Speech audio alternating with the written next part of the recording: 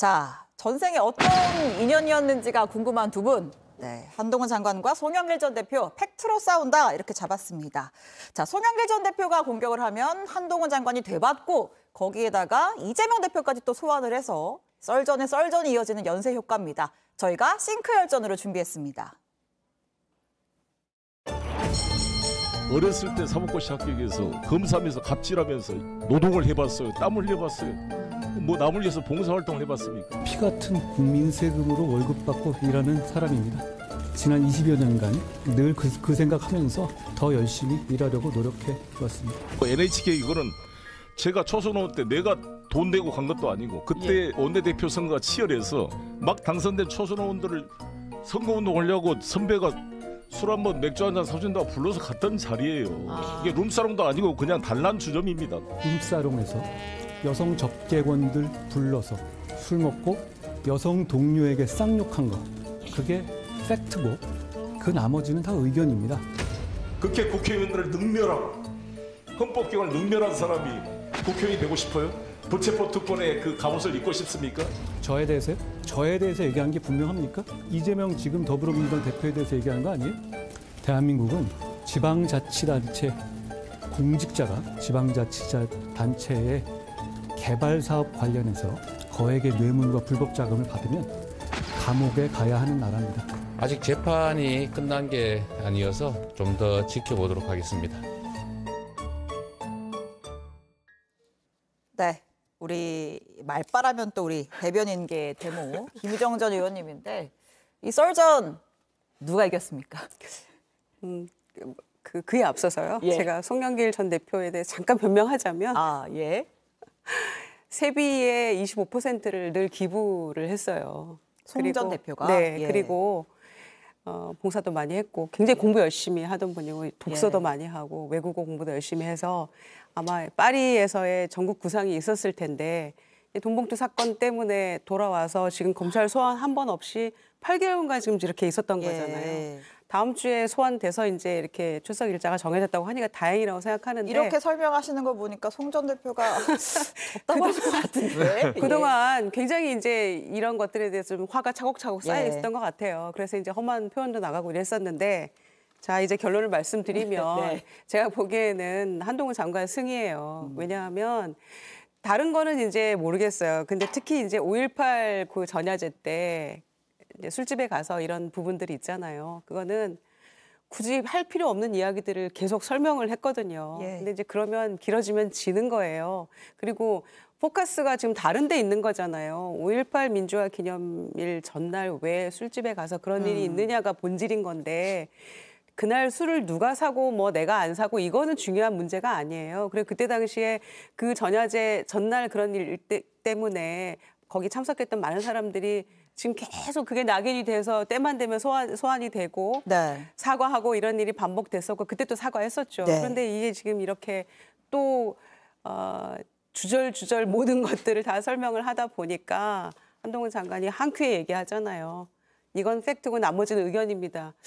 그래서 국민의힘 수석 대변인 하면 참 잘하겠다 생각입니다. 저는 송영길 전 대표 당분간은 이렇게 언론에 나오면 안 됩니다. 지금 민주당에 굉장히 마이너스고 왜냐하면 우리가 흔히 부러우면 지는 거다라는 얘기 하잖아요. 너무 감정이 너무 표출돼 있어요. 본인이 지금 사법적인 리스크를 안고 있는 오히려 자중해야 되는 그 한 중심에 있거든요. 지금 다른 주변 인물들 다 수사가 끝나서 이제 소환하는 거예요.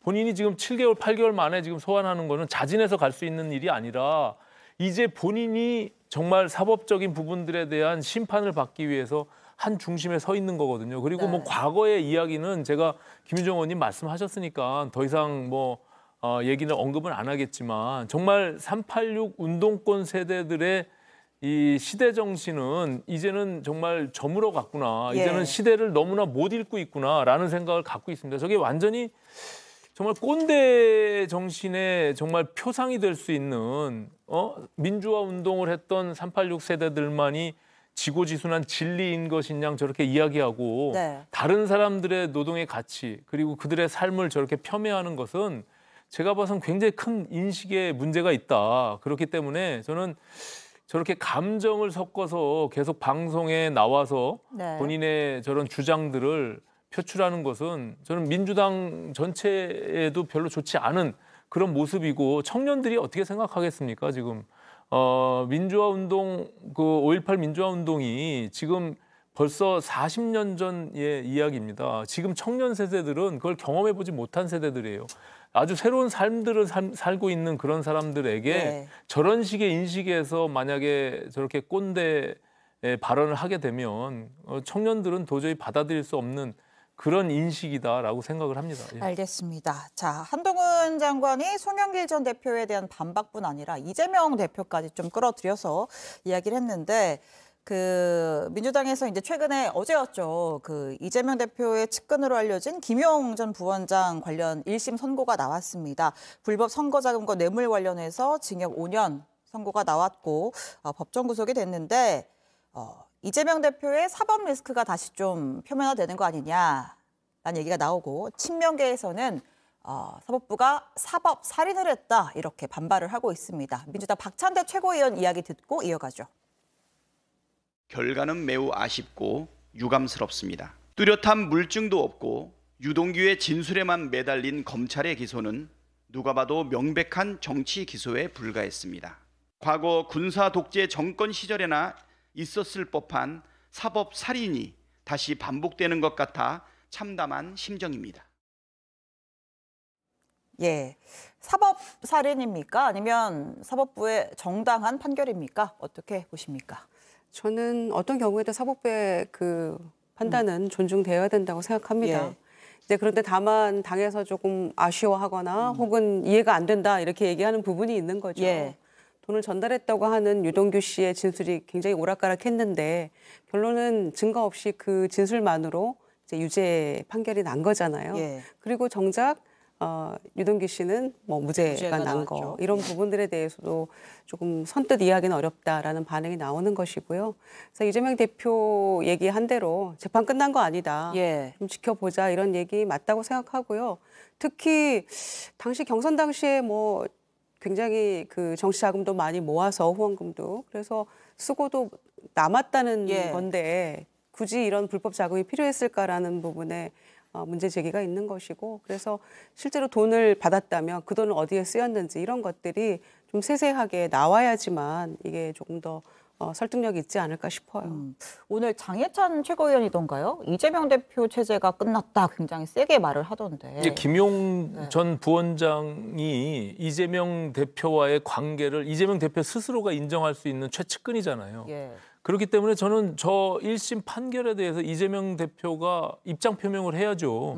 과거에 주변인들 내가 알지 못한다라고 하는 수많은 사람들이 지금 스스로 목숨을 끊고 그런 일에 대해서는 나와 무관하다고 했지만 네. 김용 전 부원장의 경우는 본인이 거부할 수 없는 김용 전 부원장마저도 자기가 모른다고 할 수 없는 사람이잖아요. 그러면 저 1심 더군다나 5년의 그 실형을 받고 법정 구성됐는데 저 부분에 대한 언급 없이 저 박찬대 최고위원이 말하는 거는 또 군사 독재 시절 뭐 이런 이야기를 꺼내는 것 자체가 너무나 구시대적이고요. 그리고 다시 한번 말씀드리지만 검찰에 대한 공격, 검찰이 지금 뭐 검찰 기소가 결국에는 사법부의 판단으로 재판이 판결이 난 거예요. 1심. 물론 이제 2심이나 3심까지 이제 가야 되겠지만 그렇게 되면 사법부의 판단마저도 저렇게 부정하는 것인지 그거에 대해서 명확하게 얘기를 해야지 그냥 또다시 검찰이 그냥 기소한 부분들에 대해서만 공격하는 것은 저는 옳지 않다, 솔직하지 못하다 이런 생각이 듭니다. 예. 알겠습니다.